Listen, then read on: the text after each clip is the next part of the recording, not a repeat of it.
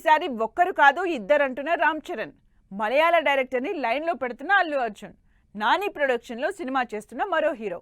Love story specialist డైరెక్షన్లో Yash next movie. ఇలా social మీడియాలో రన్ అవుతున్న రూమర్స్ నిజమేనా? రామ్ చరణ్ రీసెంట్ గానే పెద్ది సినిమా రిలీజ్ తో రిలాక్స్ అయిపోయారు. ఈ సినిమా తర్వాత సుకుమార్ తో చరణ్ తన నెక్స్ట్ సినిమా స్టార్ట్ చేయబోతున్నారు. అయితే ఇప్పటికే ఈ సినిమా పనుల్లో బిజీగా ఉన్న సుకుమార్ చరణ్ కోసం ఇద్దరు హీరోయిన్లని ఫిక్స్ చేసినట్టు తెలుస్తోంది. అంతేకాదు ఈ సినిమా కోసం ఇప్పటికే చరణ్ మేకోవర్ అవుతున్నారని టాక్.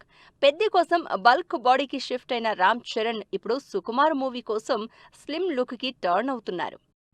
అల్లు అర్జున్ మరో 2-3 నెలల్లో అట్లీ సినిమాని కంప్లీట్ చేసేస్తారు. సినిమా రిలీజ్ నెక్స్ట్ ఇయర్ అయినా ఎక్కువగా సీజీ గ్రాఫిక్స్ పార్ట్ ఉంటుంది కాబట్టి ముందే షూటింగ్ కంప్లీట్ చేయడానికి ప్లాన్ చేసుకుంటున్నారు.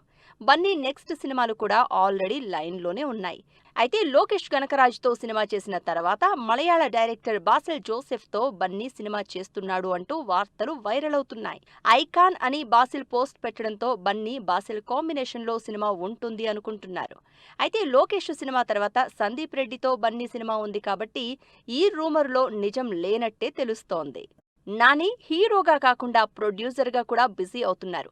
ఇప్పటికే హిట్ సీక్వెల్స్ తో పాటు మరికొన్ని ప్రాజెక్ట్స్ తో ఎంగేజ్ అయ్యారు నాని. అయితే నాని మరో హీరో నితిన్ తో సినిమా ప్లాన్ చేస్తున్నట్లు తెలుస్తోంది. ఇప్పటికే 2 సినిమాలతో బిజీగా ఉన్న నితిన్ నాని ప్రొడక్షన్ లో కొత్త డైరెక్టర్ తో సినిమా చేస్తున్నారని రూమర్ వినిపిస్తోంది.